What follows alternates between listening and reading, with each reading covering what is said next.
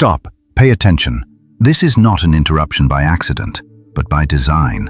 Something is already shifting beneath the surface of your awareness, subtle enough to be missed, yet decisive enough to change direction entirely if recognized. This is not the kind of moment that demands drama or announces itself with urgency. It does not force your hand or raise its voice. It waits, quietly, precisely. And because of that, it is easy to overlook.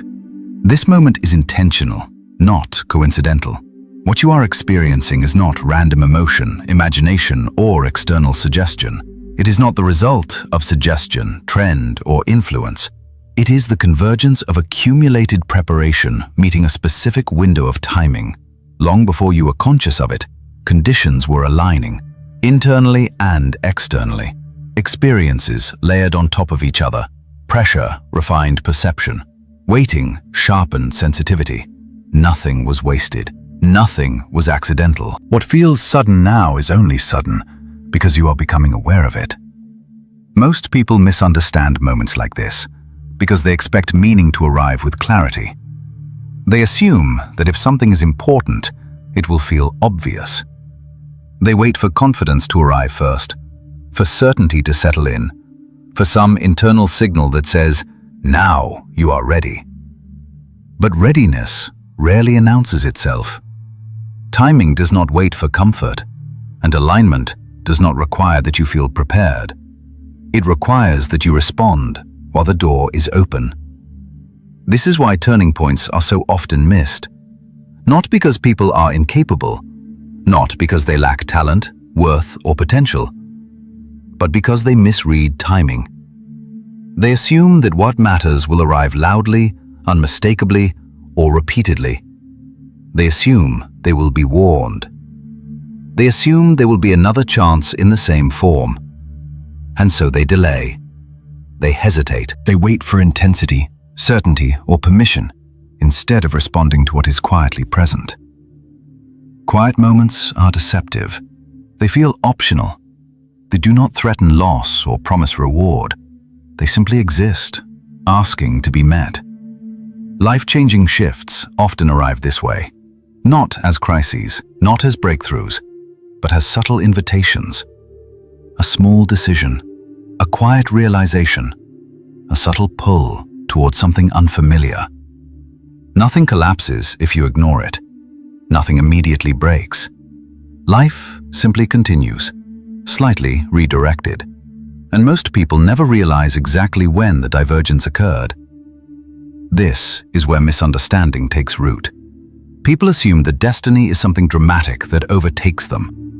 In reality, destiny often requires recognition. It requires attention. It requires presence. And presence is not passive awareness. It is active engagement with what is unfolding now, before it explains itself. Clarifying the frame matters here. This is not motivation. It is not encouragement. It is not emotional reassurance designed to make you feel better or more hopeful. This is alignment. Alignment is not about believing harder or thinking more positively. It is about internal posture. It is about how attention is held. Alignment does not demand perfection, readiness, or confidence. It demands response. Response. Response. Response does not mean reckless action. It demands response. Response is the words for the launched reported. It demands relaxive. It demands response, which is later, which means understanding if you work for them. The lunging is wherever one along. Response does not mean reckless. It is meant at me is relaxive and all. Alignment does not believe them or not believe them or business. It is emotional reassurance. It is about huge believing, which means I is making. Alignment does not demand perfection, readiness, or confidence. It is about feel response. It is emotional response does not demand not, that it doesn't mean a word for God. It is emotional response does not mean the most relaxive, which means free. Alignment does not demand perfection, readiness, or attention, reckless action. It means acknowledgement. It means choosing not to disengage. It means allowing yourself to stay present with what is forming instead of retreating into distraction, analysis, or delay. Many people mistake delay for safety. They assume waiting protects them from making the wrong choice. In reality, waiting often protects them from making any choice at all. Urgency does not require panic. Panic scatters attention. Urgency gathers it. There is a difference. Panic reacts to fear. Urgency responds to timing. This moment does not require anxiety or force. It requires clarity of attention. Delta is not neutral, even though it feels harmless. While you wait, conditions shift, energy moves, momentum reallocates. The specific configuration that made this moment available begins to dissolve. Attention determines access.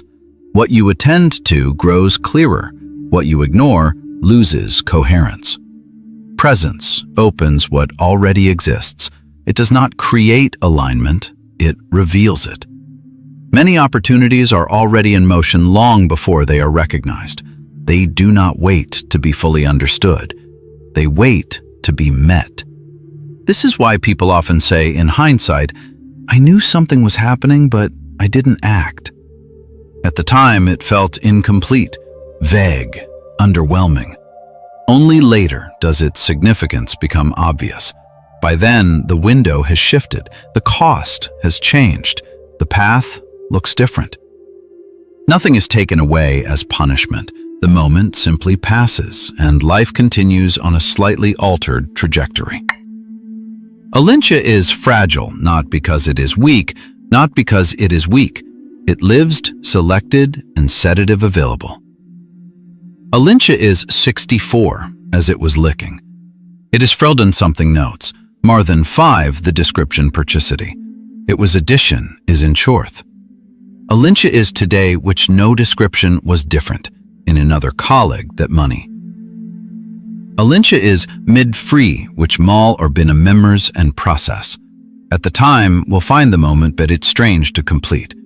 Then the truth is fragile. Alincia is Wade made something was mated and life made more passable with more emotion in the spirit of kingdom. Alincia is try to get top for why they made free is that many of certain was bad. Alincia is try to get train for why they made free. It is fragile and stand. It is prevalent by morum. Alincia is try to get not be to be complete. Alincia is an added of local statements in original moment. The way that it is a small is fragile.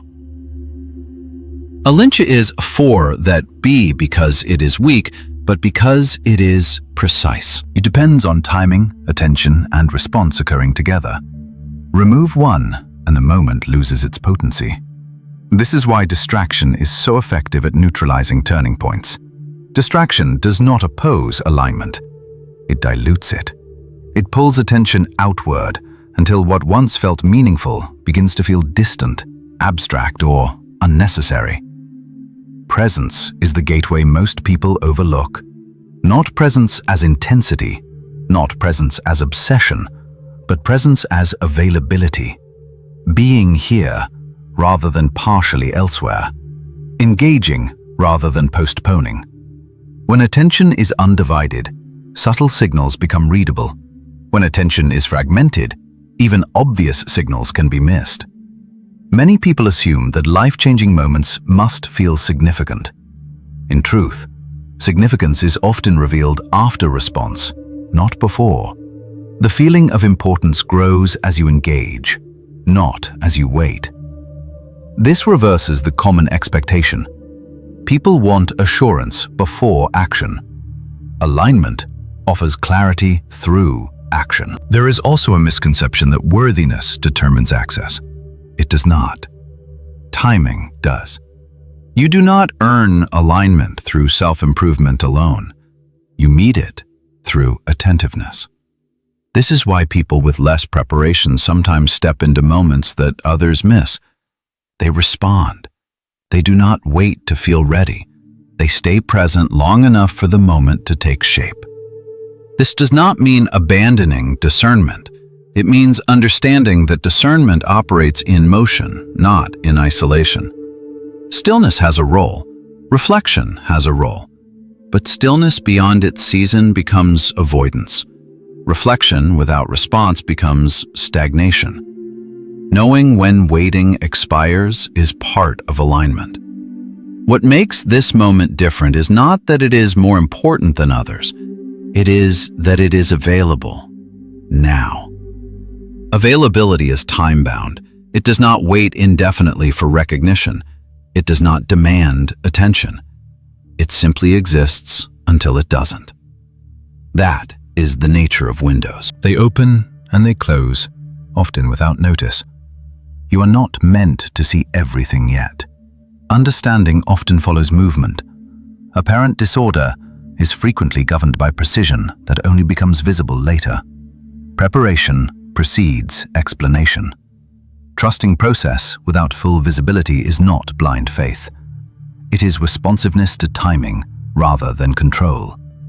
This is why alignment is not comfortable. Comfort seeks stability. Alignment seeks coherence. Sometimes coherence requires movement before reassurance. Sometimes it requires letting go of the need to fully understand in order to remain present with what is unfolding. The urgency here is quiet, but it is real.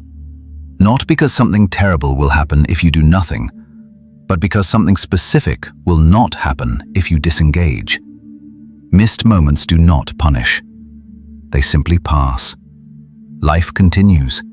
New moments arise, but they are not interchangeable.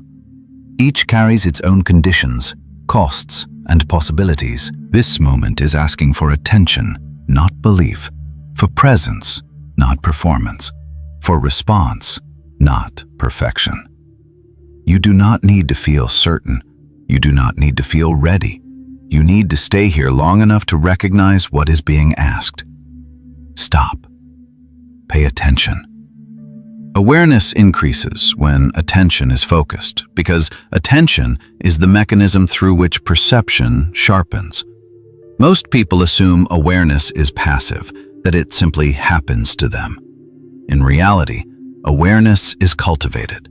It deepens in direct proportion to how gathered your attention is. When attention is scattered across noise, stimulation, and constant input, perception becomes shallow. You may see many things, but you do not register their weight. When attention narrows, something different happens. Signals that were always present become legible. Patterns emerge. Nuance becomes visible. What once felt vague begins to feel precise. This is why moments of focused attention often feel transformative, even when nothing external changes. The environment remains the same, but your relationship to it shifts. You begin to notice cause and effect more clearly. You sense timing instead of forcing outcomes. Focus does not add information. It reveals structure. And once structure is perceived, neutrality disappears. You cannot unsee what has come into focus. Being observed spiritually intensifies this process, not in a surveillance sense, but in the sense of heightened accountability. When you sense that your inner state matters, that intention carries weight, discernment sharpens naturally. Choices are no longer abstract. Actions feel consequential, even when they are small. This sense of being seen does not create fear. It creates responsibility. You begin to act with more care, not because you are being judged, but because you are aware that attention has consequences. This is why discernment often increases alongside responsibility. As awareness expands, so does the cost of ignoring it. You become less able to excuse disengagement or distraction. What once felt optional begins to feel misaligned. This is not moral pressure, it is perceptual clarity. When you see more, You are responsible for more, not because someone demands it, but because your own integrity does. Consciousness shifts when attention becomes intentional, because intention organizes perception. Passive attention reacts. Intentional attention chooses. It decides what is allowed to shape the internal environment. When attention is intentional, you stop consuming experience indiscriminately. You become selective. You notice what drains you and what stabilizes you. You recognize when something pulls you out of coherence rather than deeper into it. This shift often feels subtle at first. It may show up as discomfort with noise, impatience with shallow interaction, or a desire for fewer but more meaningful inputs. Many people misinterpret this as withdrawal or isolation. In truth, it is recalibration. Consciousness is adjusting to a higher resolution. Just as sensitive instruments require controlled conditions, heightened awareness requires containment. This is where privacy becomes essential. Privacy is not avoidance of the world. It is protection of focus. Heightened awareness is unstable when exposed to constant interference. External opinions, validation seeking, and performative sharing fragment attention and dilute discernment. Privacy creates a sealed environment where perception can stabilize without distortion. In private, attention can settle. Without the need to explain, justify, or present, awareness deepens naturally. You begin to trust your own signals because they are not immediately overridden by external input. This is not about secrecy or superiority. It is about incubation. Many internal shifts fail not because they are wrong, but because they are exposed too early. Privacy allows consciousness to reorganize at its own pace. It gives space for intuition to clarify before it is tested by noise. It allows discernment to mature without being forced into performance. This is why so many transformative processes begin away from visibility, not because they are fragile, but because they are precise.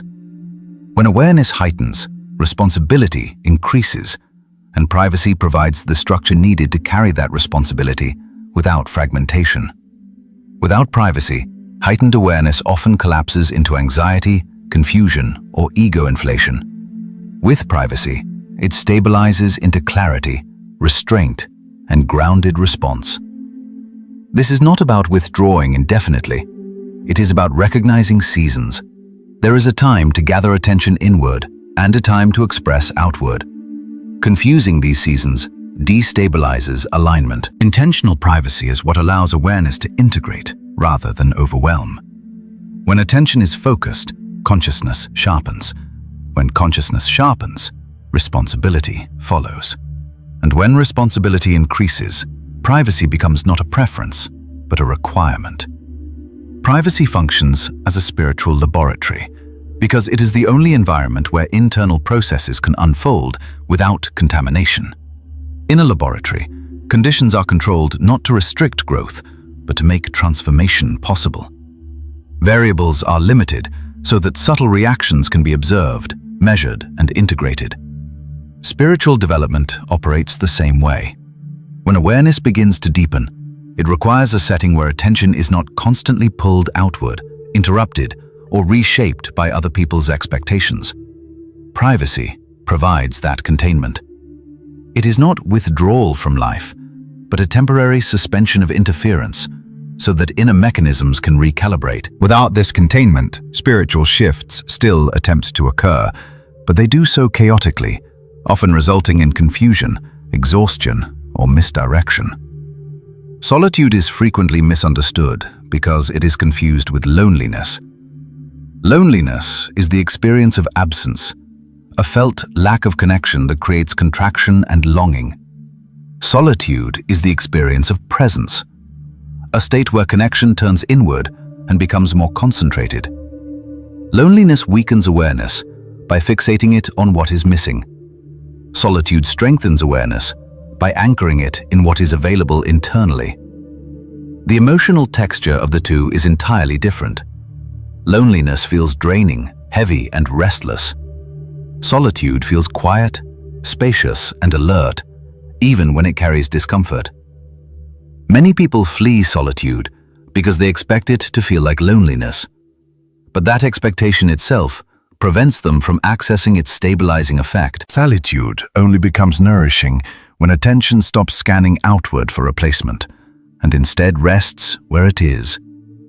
Divine processes almost always begin away from visibility because visibility introduces distortion before structure is complete.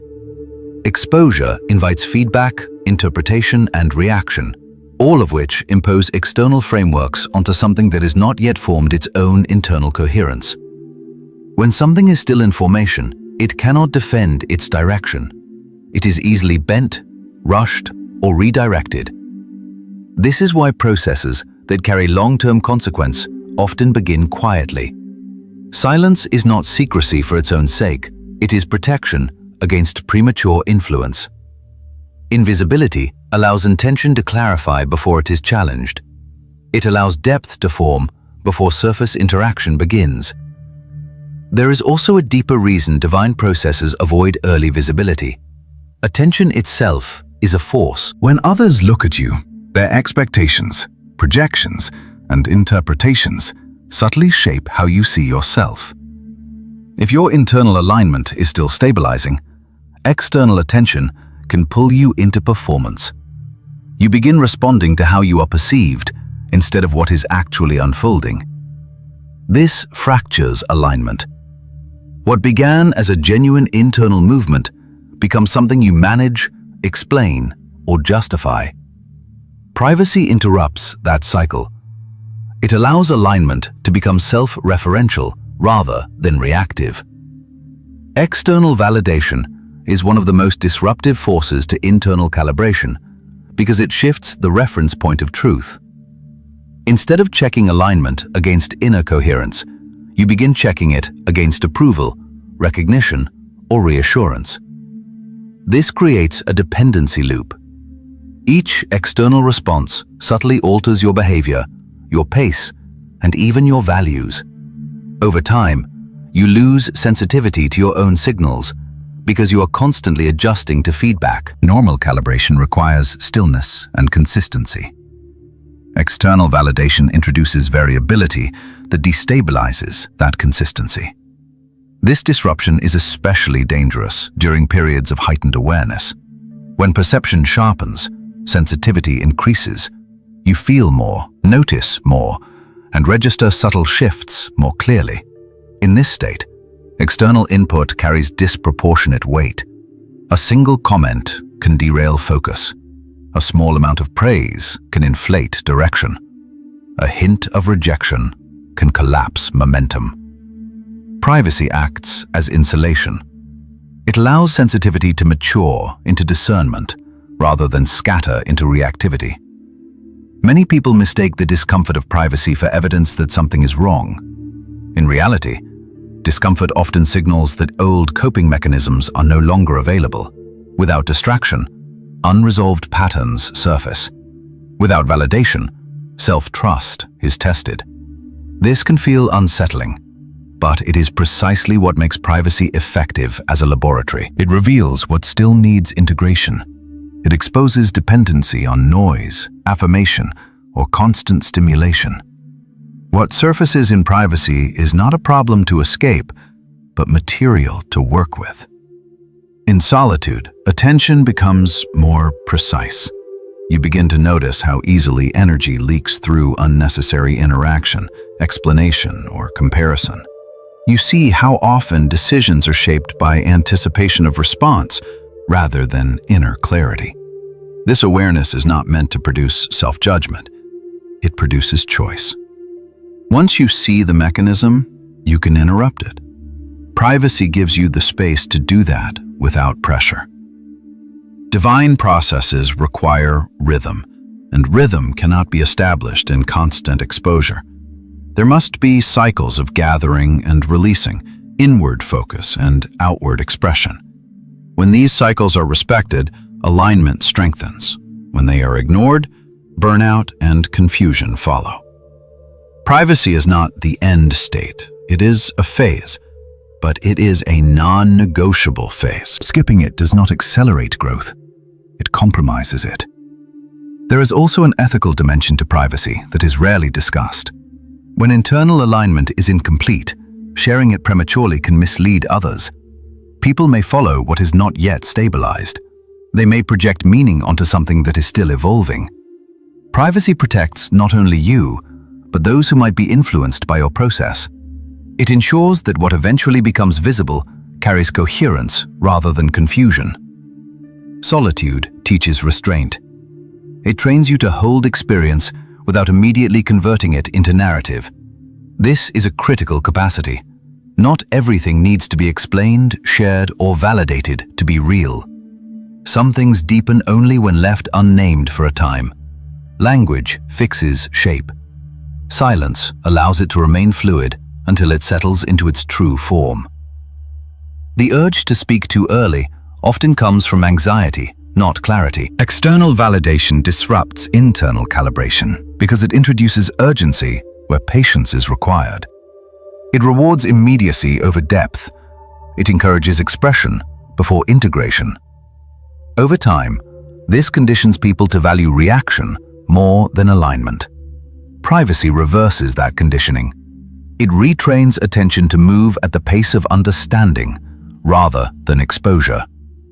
When alignment stabilizes in private, it becomes resilient in public. It no longer depends on response. It can withstand misinterpretation, delay, or lack of recognition. This is why processes that mature in solitude often appear effortless when they finally emerge. The work was done quietly, without witnesses, without reinforcement, without applause. What the world sees is not the struggle, but the coherence that resulted from it. Privacy is not isolation as punishment. It is preparation as precision. It is the environment where attention refines, awareness stabilizes, and alignment becomes self-sustaining. Those who understand this do not rush visibility. They respect timing. They allow the laboratory phase to complete its work. And when they do step into visibility, they do so without fragmentation, because their reference point was never external to begin with. Major shifts arrive without announcement, because announcement interferes with choice. When something is declared loudly, framed as significant, or marked as important in advance, behavior changes in response to expectation rather than perception. People act differently when they believe a moment is monumental. They become performative, cautious, or externally oriented. Quiet shifts avoid this distortion. They arrive without signals, precisely so response can be authentic. In silence, there is no pressure to react correctly, no audience to impress, no script to follow. What emerges instead is instinct, attention, and truth. The absence of announcement preserves the integrity of the response. Ordinary moments carry irreversible consequence, because consequence is not proportional to appearance. Reality does not scale importance based on drama. Some of the most consequential decisions are made in moments that feel neutral, routine, or even forgettable. A sentence not spoken, a pause extended slightly too long, a small choice to disengage, delay, or look away. These moments do not announce their weight because their power lies in subtlety. If they felt heavy, they would invite resistance. Their ordinariness allows them to pass through defenses unnoticed. By the time significance is recognized, the window has already closed. This is why people often say, in hindsight, "I didn't realize that was the moment." Not because they were unaware, but because awareness was not fully present. Attention was elsewhere. They were waiting for intensity, clarity, or confirmation. But turning points rarely feel like turning points while they are happening. They feel like interruptions, inconveniences, or quiet invitations that can be declined without obvious consequence. The cost is not immediate punishment. It is missed alignment. Small windows that never reopen in the same form exist because timing is relational, not mechanical. A moment is shaped by countless variables converging simultaneously. Internal readiness, external conditions, relational dynamics, and energetic alignment. Once those variables shift, the configuration dissolves. Another opportunity may appear later, but it will not be the same one. Expecting repetition is a misunderstanding of how time works. Life does not loop moments until they are accepted. It moves forward, carrying different conditions, different stakes, and different consequences. This does not mean missed moments are moral failures. They are informational. They reveal where attention was divided, where hesitation outweighed presence, where certainty was demanded instead of engagement. The moment does not punish. It simply passes. And when it passes, it takes its specific configuration with it. What remains is the imprint of what could have been chosen, and the knowledge that timing matters. Silence plays a critical role in this process, because it protects agency and free will. If moments announced themselves clearly, choice would be coerced. People would respond out of fear of missing out, obligation, or external pressure, rather than internal alignment. Silence ensures that response is voluntary. It allows people to opt in or opt out without force. The quiet nature of turning points is not indifference. It is respect. It preserves sovereignty. Silence also prevents over-identification. When a moment is loud, it becomes an identity event. People attach ego, narrative, and expectation to it. When it is quiet, response is simpler and more honest. You either show up or you don't. You either stay present or drift away. There is no dramatic framing to hide behind. Silence strips away justification and leaves only attention. Agency requires ambiguity. Free will requires uncertainty. If outcomes were obvious, choice would be an illusion. Silence keeps outcomes concealed long enough for response to reveal readiness. It allows alignment to be demonstrated rather than declared.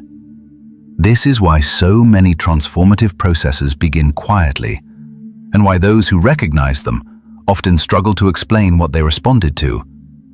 There was no clear reason, no proof, only a subtle sense of now. In this way, silence is not absence, it is structure. It creates the conditions where choice matters. It ensures that what unfolds does so because someone was present enough to respond, not because they were pushed. Major shifts arrive quietly, not because they are insignificant, but because they are precise. They test attention, not belief. They measure presence, not confidence. And they leave behind no spectacle, only consequence. Presence is often misunderstood as simple awareness, as though noticing what is happening is enough. In reality, presence is not awareness alone. Presence is undivided attention. Awareness can coexist with fragmentation. You can be aware of something while simultaneously being pulled in multiple directions internally. Presence, by contrast, requires gathering. It is the act of bringing attention into one place without splitting it between anticipation, distraction, memory, or self-commentary. Presence is not passive observation. It is active availability. It is what allows a moment to register fully rather than partially. This distinction matters because many people believe they are present when they are merely conscious. They notice events, emotions, opportunities, and signals, yet remain internally divided. Part of their attention is on what might happen next, part on how they appear, part on whether this moment is important enough to engage. This division dilutes impact. A moment does not require belief to be activated, but it does require attention. Undivided attention is what allows timing to connect with capacity. Distraction is the primary reason alignment fails, because distraction fragments attention before it can settle. Alignment is not fragile in the sense of being easily broken. It is fragile in the sense of being easily bypassed. It does not announce itself loudly enough to compete with noise. Distraction does not need to overpower alignment to neutralize it. It only needs to pull attention just far enough away that response is delayed or diluted. Alignment depends on immediacy. Distraction introduces latency. Most distraction is subtle. It does not arrive as chaos, but as mild engagement with multiple inputs at once. Notifications, internal dialogue, comparison, imagined futures, remembered pasts. None of these are dramatic disruptions on their own. Together, they scatter attention into fragments too small to carry weight. When attention is fragmented, nothing fully lands. Signals are noticed, but not integrated. Opportunities are sensed, but not acted upon. Alignment is felt, but not embodied. This is why alignment fails quietly. There is rarely a clear moment of refusal. Instead, there is postponement, a thought of later, a pause that feels reasonable, a sense that more clarity is needed. These responses feel neutral, even wise, but they are often the effect of distraction masquerading as discernment. True discernment sharpens response. Distraction blunts it. Presence activates what already exists because alignment is not created by effort. It is revealed by attention. Most of what people seek is already present in latent form. Capacity, insight, readiness, and direction are often available before they are consciously understood. Presence does not add these elements. It removes interference. When attention is undivided, internal signals amplify naturally. Intuition becomes legible. Timing becomes perceptible. What was vague sharpens without force. This activation feels sudden not because something new arrived, but because something existing was finally allowed to surface. Presence creates a condition where internal coherence can express itself without being overridden by external noise or internal hesitation. It is similar to tuning a signal. The broadcast was always there, but interference prevented clarity. Remove the interference, and the signal resolves. Undivided attention also changes how time is experienced. When present, you are no longer scanning for future reassurance or replaying past outcomes. Attention settles into what is actually happening. This creates responsiveness. You act while the moment is still alive. Divided attention delays action until the moment has already shifted. By the time certainty arrives, timing has moved on. Divided attention neutralizes opportunity because opportunity is relational, not static. It exists in the space between readiness and timing. If either side is absent, the connection fails. Divided attention weakens readiness even when capacity is sufficient. You may have the skill, the insight, and the potential, but without presence, you cannot meet the moment cleanly. You arrive late or only partially, or with hesitation that alters the outcome. Opportunity does not wait for full engagement. It does not slow down to accommodate distraction. It responds to clarity. Divided attention communicates uncertainty, not through conscious choice, but through energetic incoherence. When attention is split, response lacks conviction. Even when action is taken, it is diluted. The opportunity may still pass through, but it will not anchor. It moves on because the conditions for stabilization were not met. This is why many people experience repeated near misses. They sense opportunity, brush against it, even engage briefly, but it does not stay. They interpret this as bad luck or external resistance. In reality, divided attention prevented full alignment. The moment was met, but not inhabited. Presence was partial, so the outcome was partial. Presence also carries cost. Undivided attention removes escape routes. When you are fully present, you cannot hide behind distraction, ambiguity, or delay. You feel the weight of choice more clearly. This can be uncomfortable. Many people unconsciously maintain distraction as a way to avoid the pressure of response. Divided attention creates plausible deniability. If something fails, it was never fully attempted. Presence removes that buffer. This is why distraction is so seductive.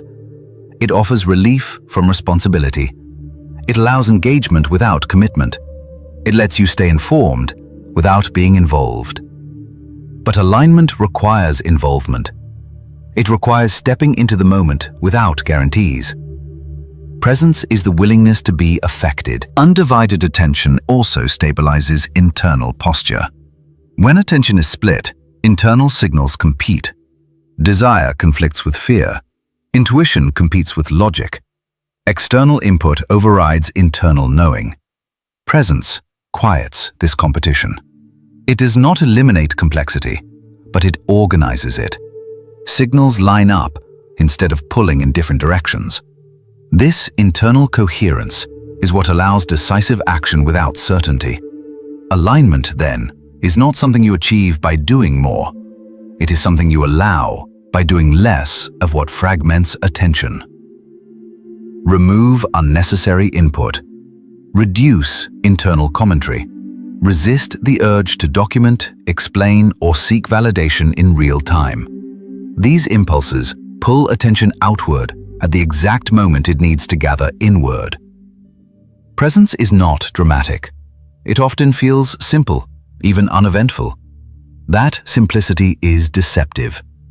It is the simplicity of alignment, where energy is no longer leaking in multiple directions. When attention is gathered, response becomes natural. There is no forcing, no overthinking. Action arises from coherence rather than urgency. Divided attention neutralizes opportunity because it breaks this coherence. It introduces friction where fluidity is required. It delays response until timing has shifted. It converts living moments into theoretical ones.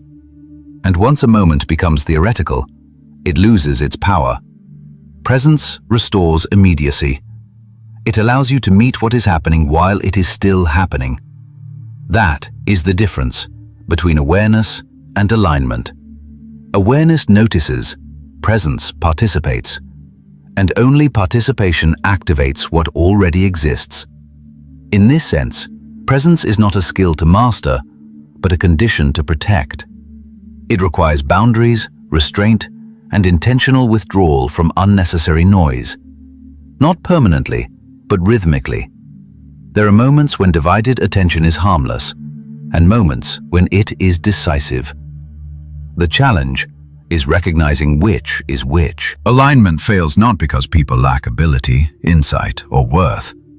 It fails because attention was elsewhere when it mattered. Presence is the gate.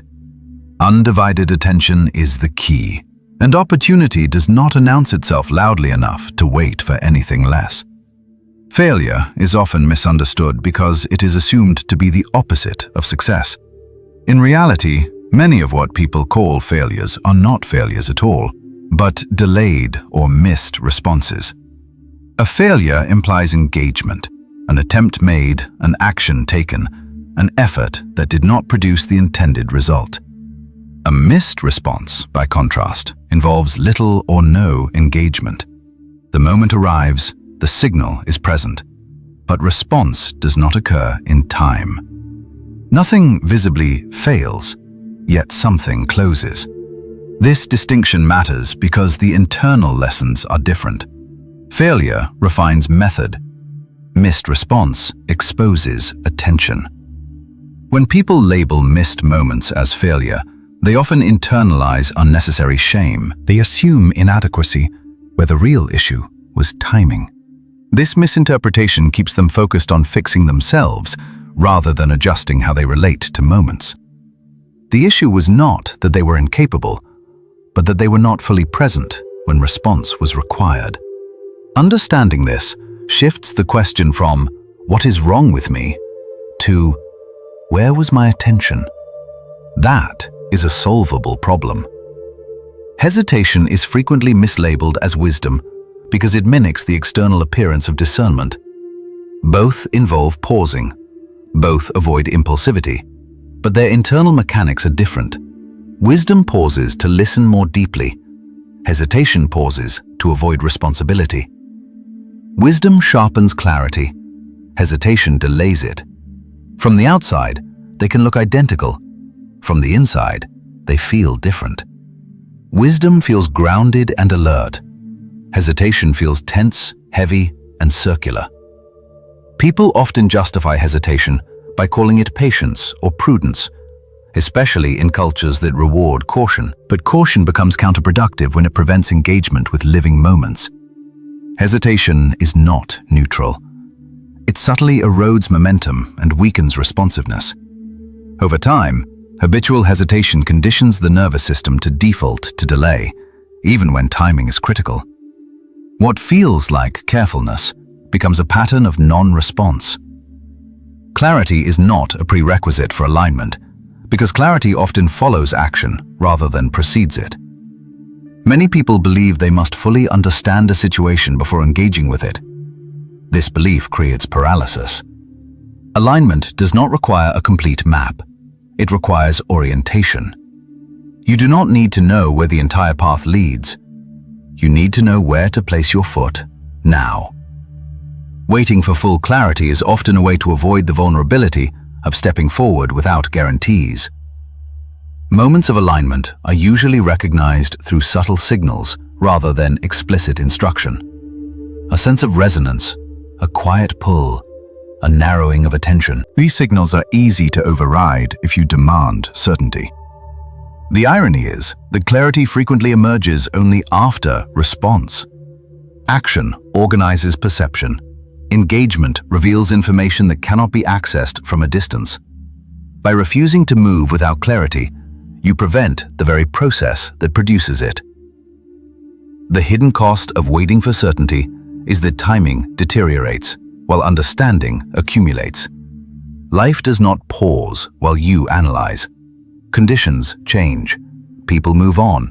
Energy shifts. What was available in one configuration is no longer available in the next. Certainty, when it finally arrives, often arrives too late to be useful. You feel clear, but there is nothing left to respond to. Waiting for certainty also trains the mind to distrust intuition. Each time a signal is felt but not acted upon, internal confidence erodes slightly. You learn to override yourself. Over time, this creates disconnection. Signals become fainter, not because they disappeared, but because they were ignored repeatedly. This leads people to believe they have lost intuition, when in fact they have trained themselves not to listen. Alignment requires response in the absence of certainty. This does not mean reckless action. It means engaged presence. It means allowing partial information to be enough when timing is active. The alternative is safety without movement, understanding without experience, reflection without participation. These states feel responsible, but they slowly hollow out momentum. Missed moments do not punish. They simply pass. And when they pass, they leave behind a quiet residue of almost. Not regret in a dramatic sense, but a dull recognition that something was available and is no longer accessible in the same way. This residue accumulates over time. It shapes self-trust, confidence, and willingness to engage in the future.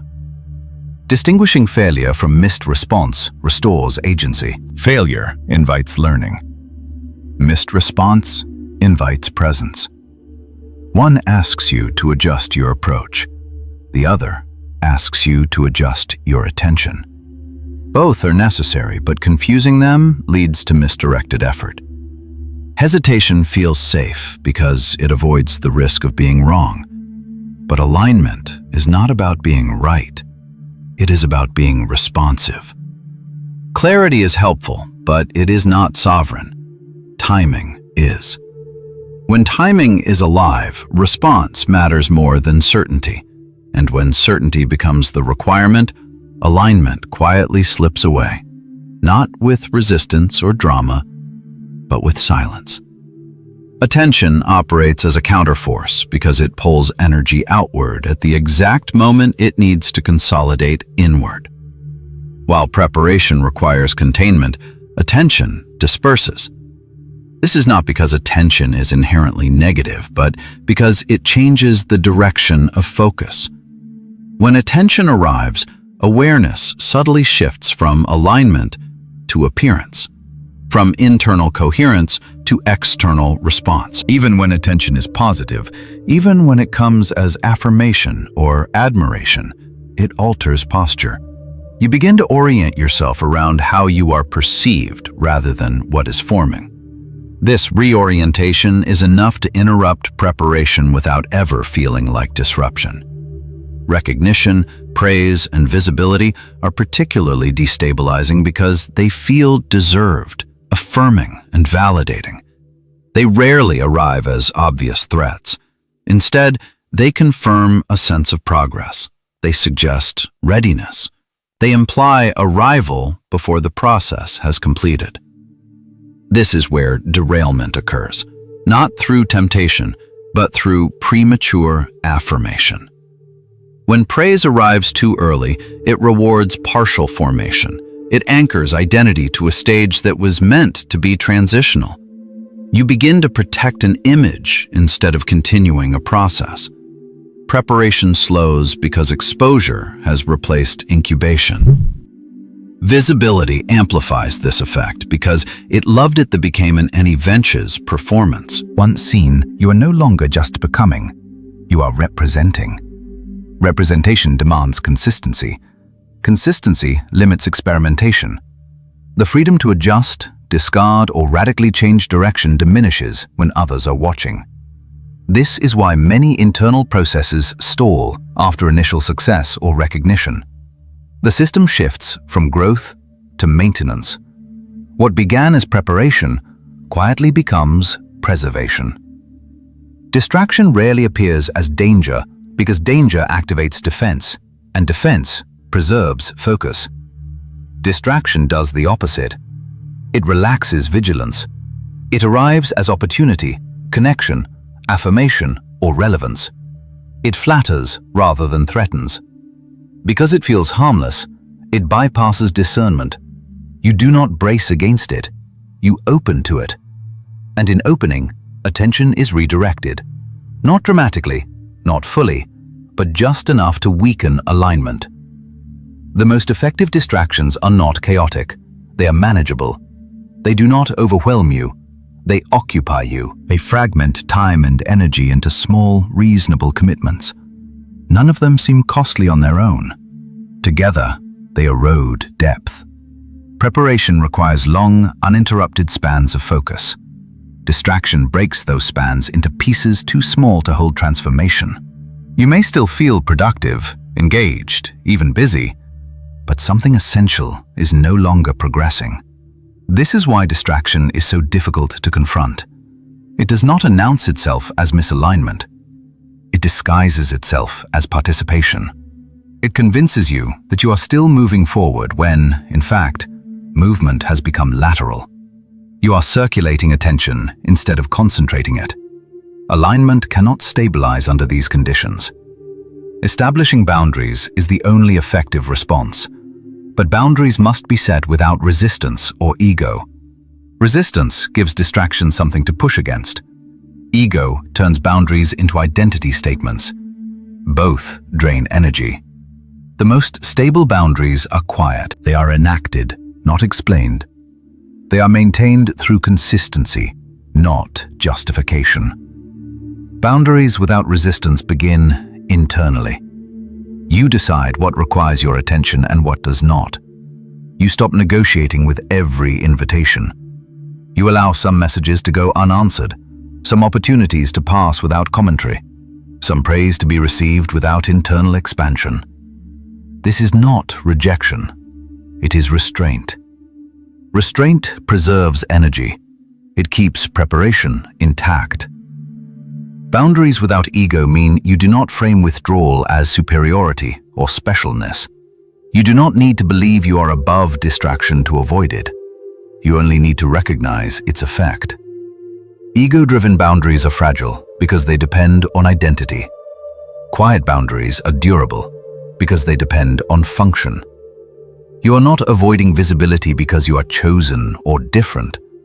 You are avoiding it because it interferes with a process that is still forming. When boundaries are established cleanly, attention begins to gather again. Preparation resumes depth, signals sharpen, internal pacing returns. You stop feeling rushed or pulled. This is not because distractions disappear, but because they no longer access your focus. You see them without entering them. Attention will always be available. Recognition will always come eventually. Visibility is not the enemy. Premature exposure is. The discipline is not avoidance forever, but timing. Knowing when attention supports alignment and when it undermines it. Most derailment happens not because people lack discipline, but because they accept attention too early and stay in it too long. Preparation requires invisibility, not as punishment, but as protection. When alignment has stabilized, attention no longer fragments it.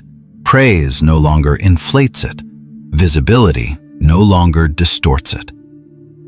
Until then, boundaries are not defensive structures. They are containers. And without containers, nothing subtle, precise, or enduring can fully form. Waiting is often misunderstood as a neutral space, a pause where nothing is lost and nothing is decided.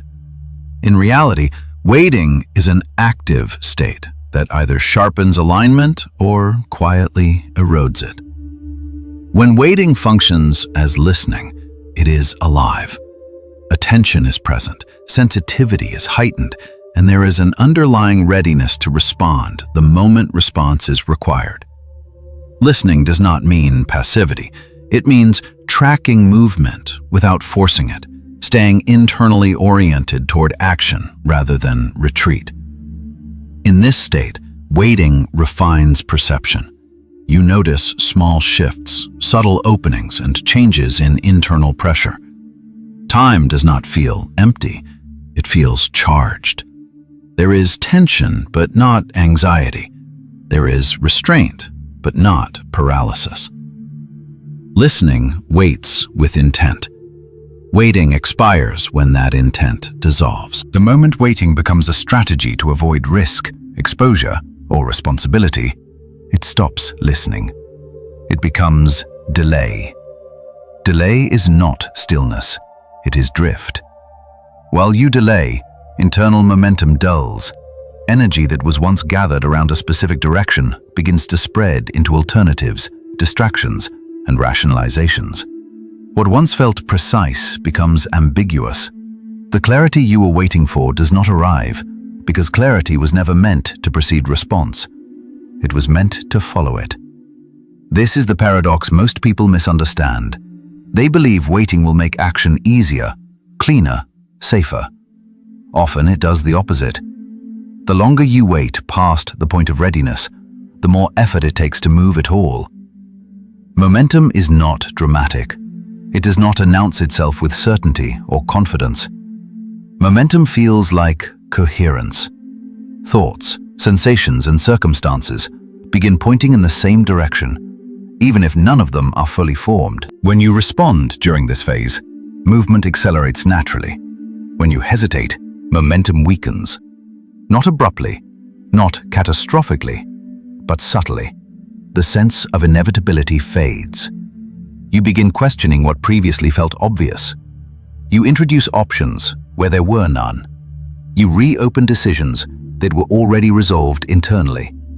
This is how delay dulls momentum. It replaces motion with deliberation, and deliberation with doubt. Alignment windows do not reopen identically because they are not deliberation, which for the refined, they approach motion, deliberation. Alignment windows do not reopen. It replaces motion with doubt. Alignment windows do not reopen with tiles, and it make it trendus improven and anything forever with one world. Because they are not fixed opportunities waiting on a shelf.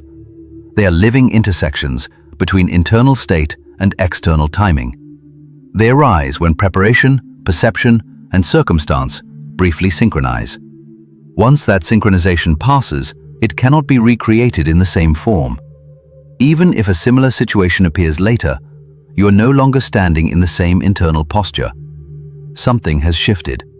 Either you have adapted, hardened, learned, or disengaged. The conditions may resemble the past, But the relationship between you and the moment is different.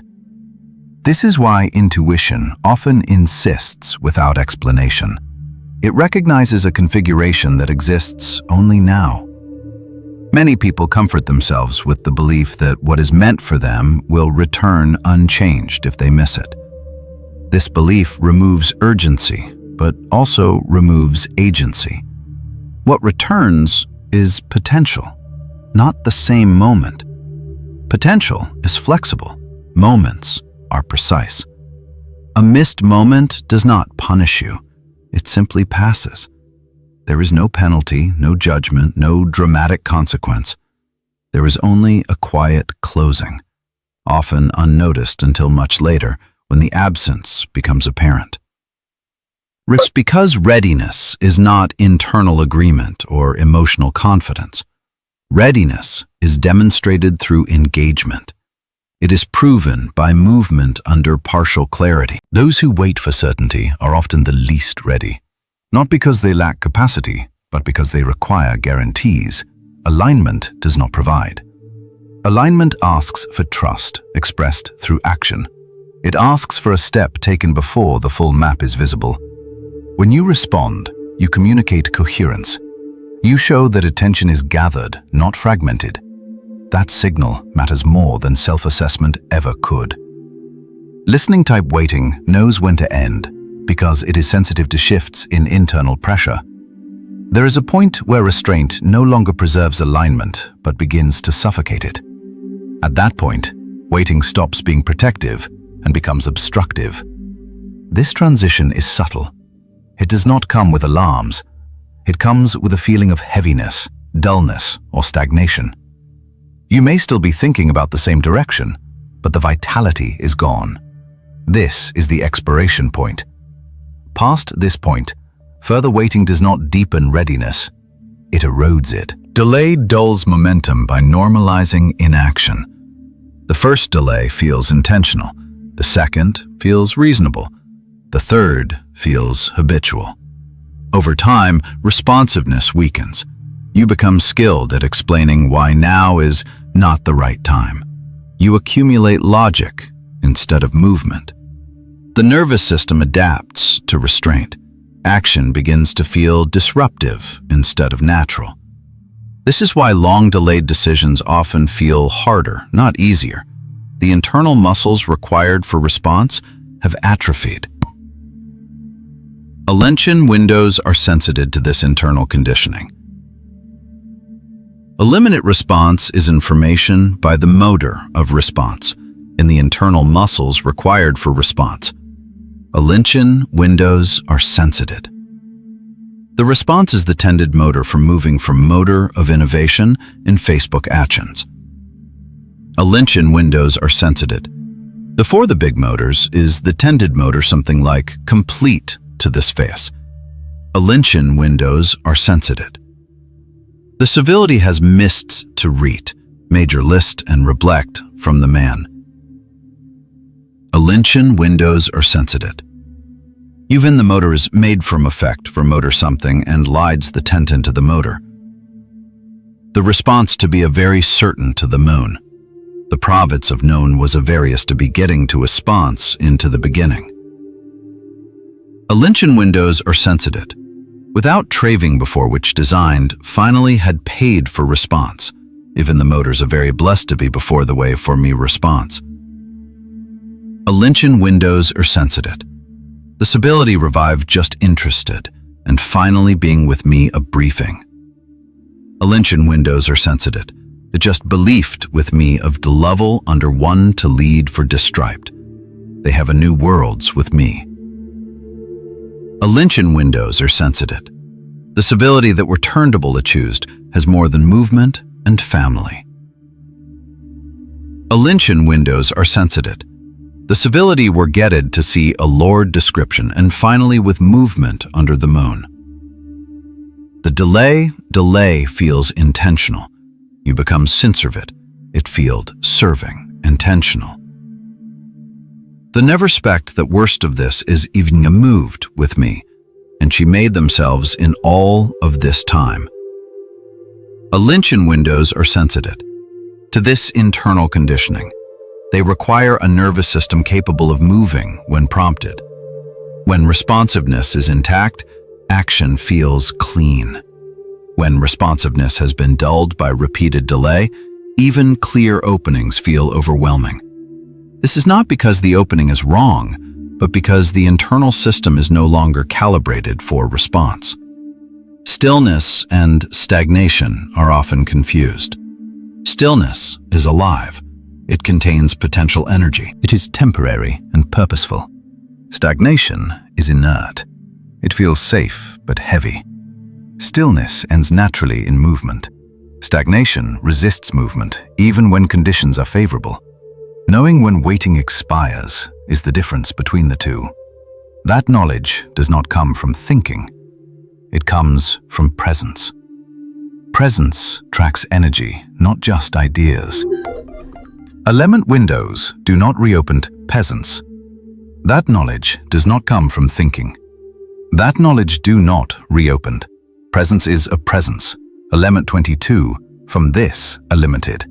Element 22, from this, another reopened. Minimum owns, who still most anyone to generate and. The limit own, that is a violently important. Might is the friends. A limit own, did not reope, is a definitely look, just the friends. But definitely is a great populum of this. The limit own, that is a violent not intimate, and stared, from this, she was presence. Presence own is amazing. Presence control idea to intimate. The criminant brother is unable to be presence and presence. Most is amazing. A limit own he was effective animate, not changing a difference with it hard. But knowing one, he was spect.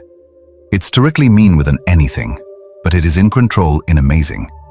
It has been over increased, the branding receps, but I didn't have a known one personally, that means one together. It is constantly, the presence is in need. A limit own does not a label to group any contact. She was over specially mowed, and being not any truth. The control true me that the many biddy, he didn't find in control a manical cambassy. But for, she was neededly interested to in first. She gives them presence. She was ultimately inmoved because this is not dear. So here when they classed a mono, he was not changed generate and. She was built inferent to the groups of them. She was the presence that created and fast in moved.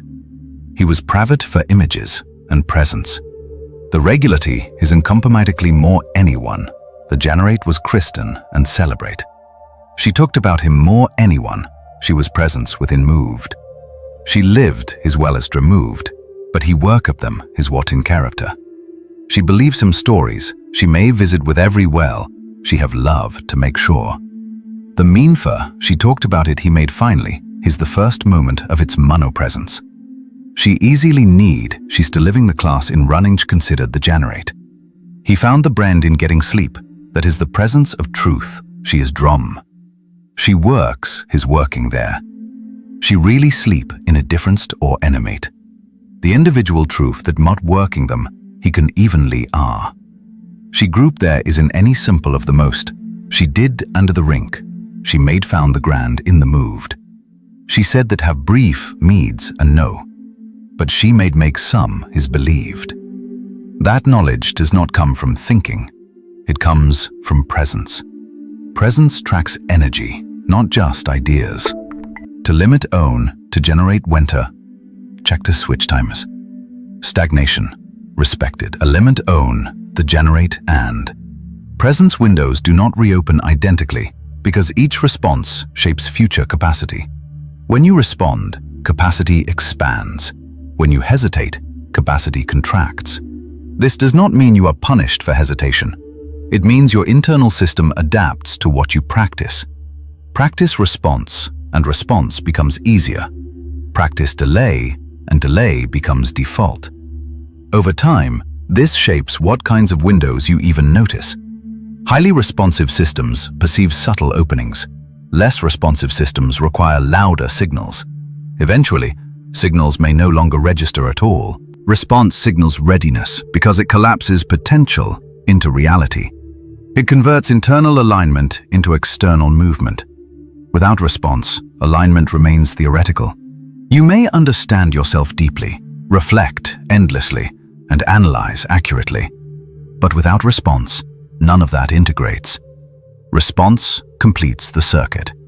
It grounds insight into experience. Only then does clarity mature. Waiting that listens accepts uncertainty. It does not demand reassurance. It stays close to sensation, intuition, and subtle cues. It is patient but alert. When response is required, it moves without drama. Waiting that avoids demands guarantees. It seeks confirmation. It delays until movement feels risk-free. That moment never arrives. Life does not offer certainty as a prerequisite for alignment. It offers timing. Understanding this changes how you relate to hesitation. Hesitation is not always wrong.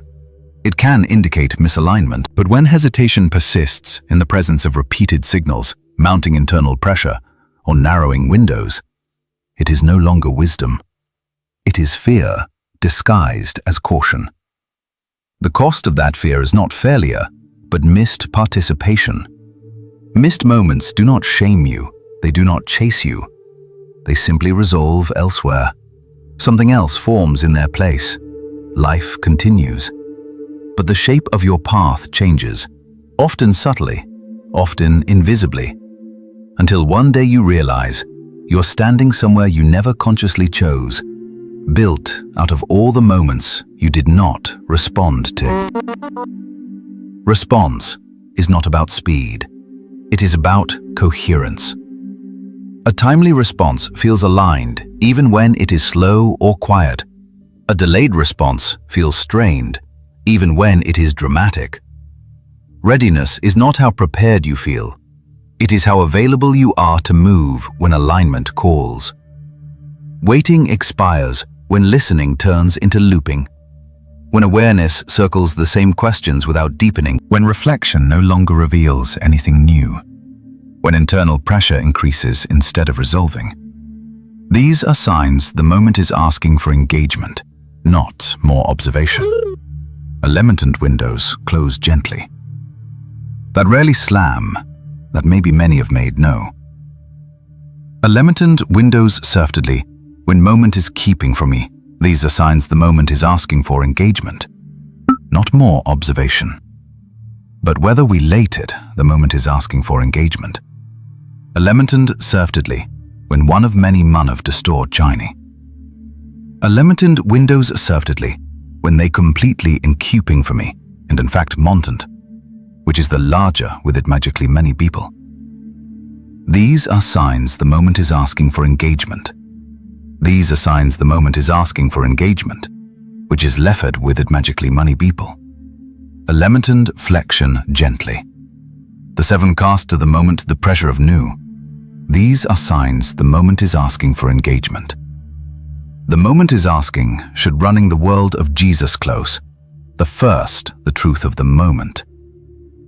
A limited windows describe it when one of the moment is asking for engagement. This is the close of officer, which is not for little. A limited describe it, the surprise the moment is asking for engagement. The endums mostum tem to invoke as the moments completely replay with the moment. The course of them wants to be the destruction. The describe it from them should roads it flet the moment is asking, which is the reas of the moment which warned the moment. The descriptions ask at the moment, which should be stricking the moment is asking for it. The keeping in best to an interest for little. The moment is asking was fleshing from the great setame, which flet the moment is asking for it. The equipteds for the first place, which bretted and flesh for the beat, but it meets the tracker from the moment seen.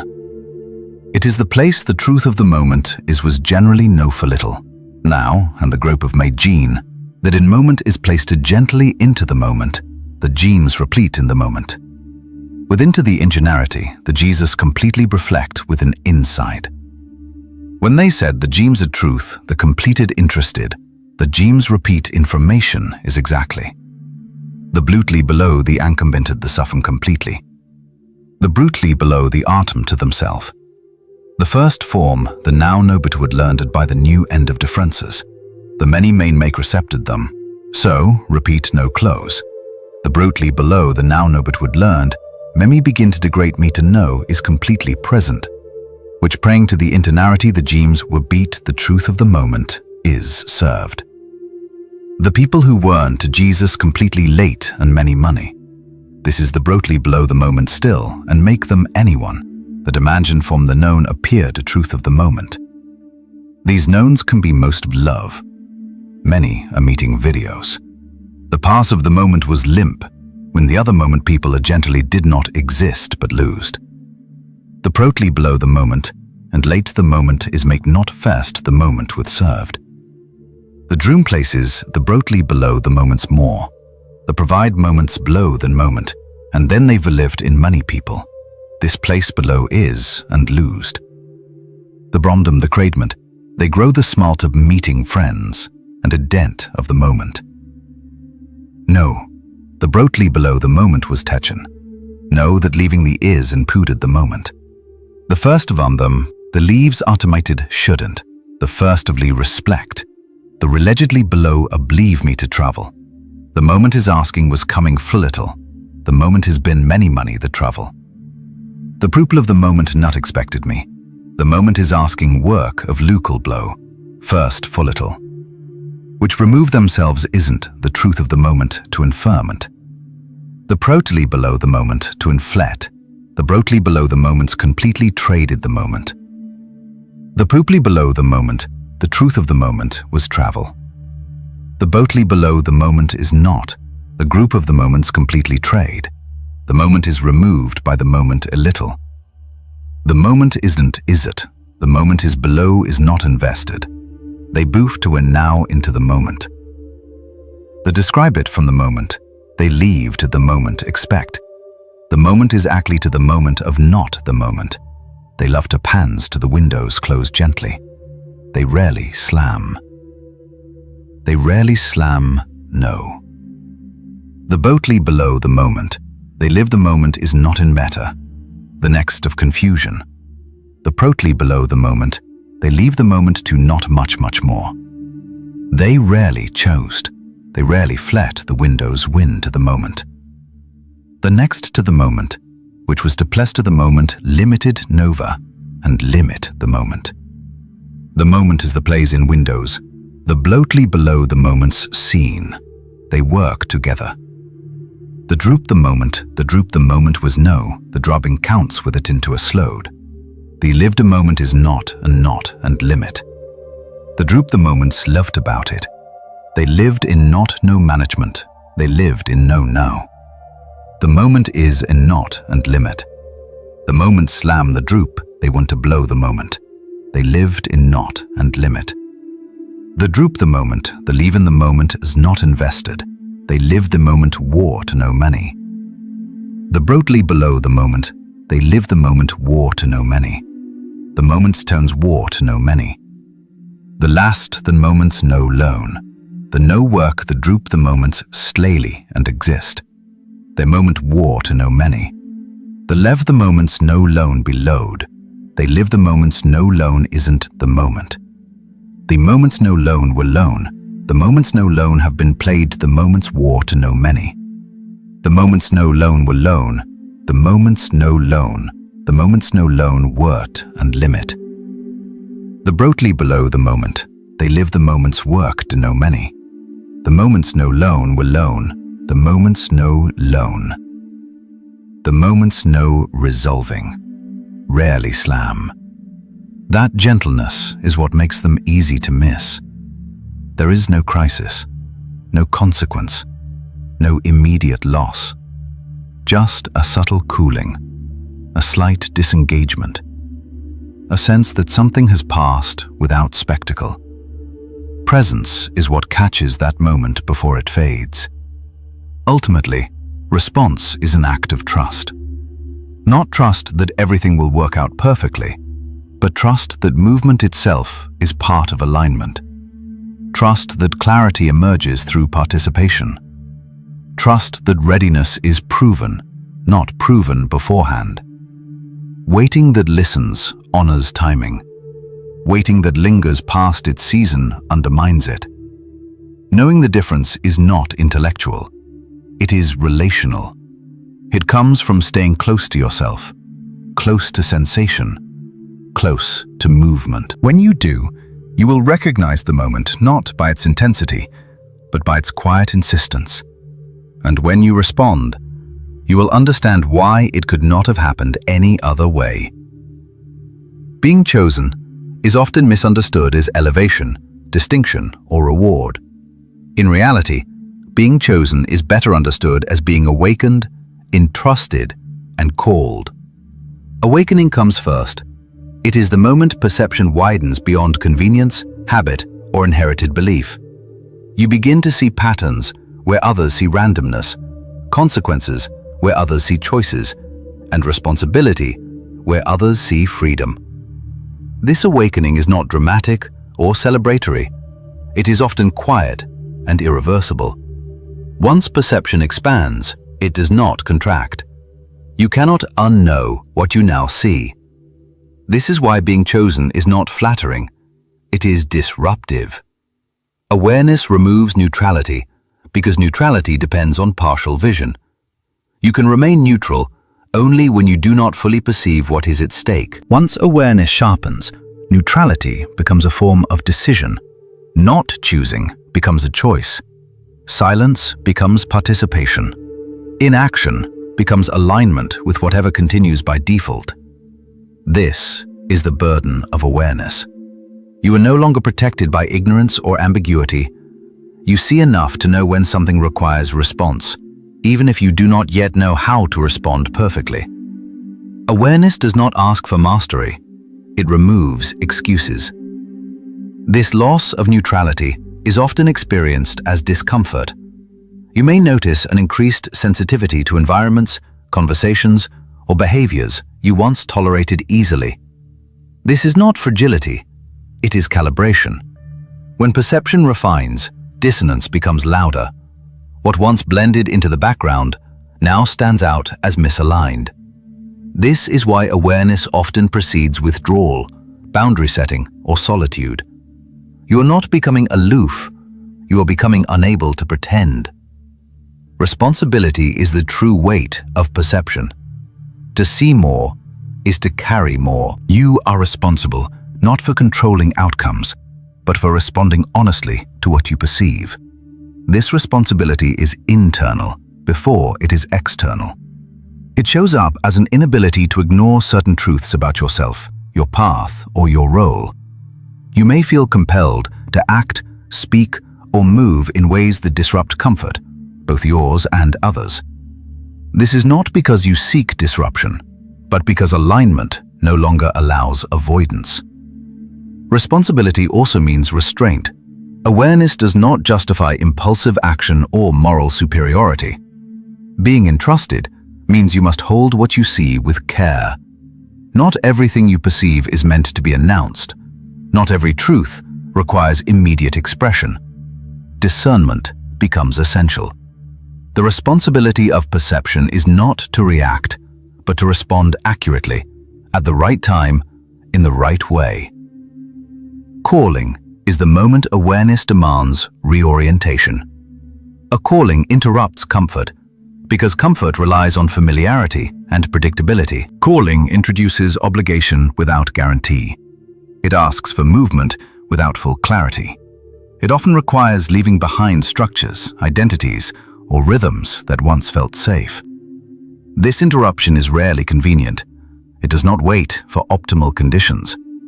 It arises when alignment demands participation. Calling does not always come as a clear directive. More often, it appears as restlessness, dissatisfaction, or an inability to remain where you are without inner conflict. You may feel pulled without knowing where you are going. This ambiguity is intentional.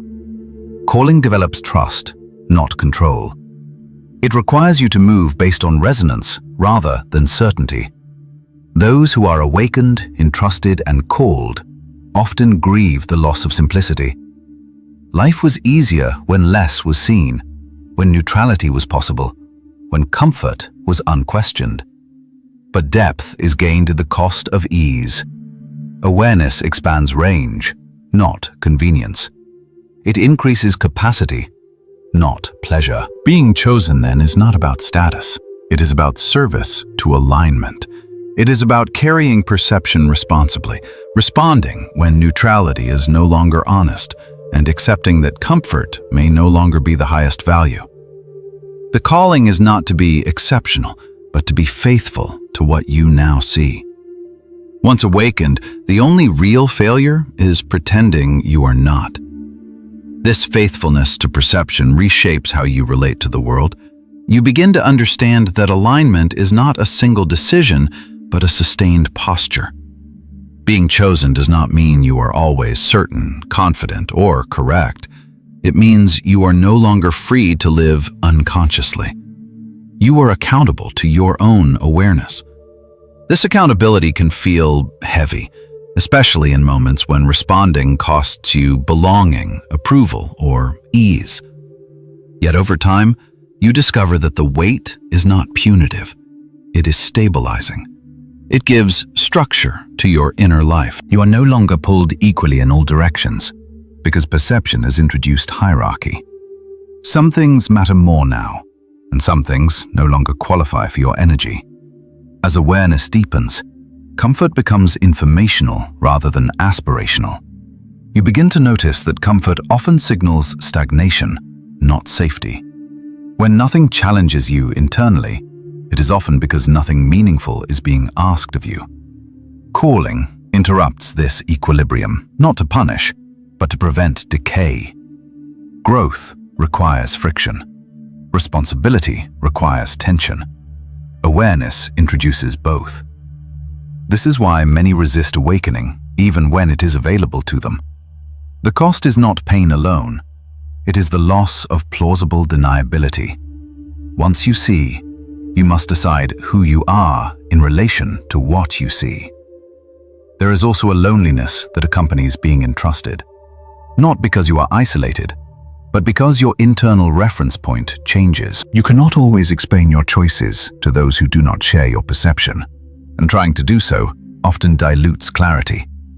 This is where maturity develops. You learn when explanation is necessary and when silence is protective. You learn that being understood is not always the same as being aligned. Sometimes they are in direct conflict. Calling also redefines success. External metrics lose authority. Progress is no longer measured primarily by speed, recognition, or reward, but by integrity of response. Did you respond when you knew you should? Did you honor timing even when it was inconvenient? Did you remain present rather than distracted? These questions replace simpler ones, and while they are more demanding, they are also more grounding. They return power inward. You are no longer waiting to be evaluated by circumstances. You are responding to what has already been entrusted to you. Importantly, being chosen does not exempt you from doubt or fear. It often intensifies them. Doubt becomes more precise. Fear becomes more informative. They point to thresholds rather than threats. You learn to read these signals without letting them dictate action. Courage, in this context, is not the absence of fear, but the willingness to respond despite incomplete reassurance.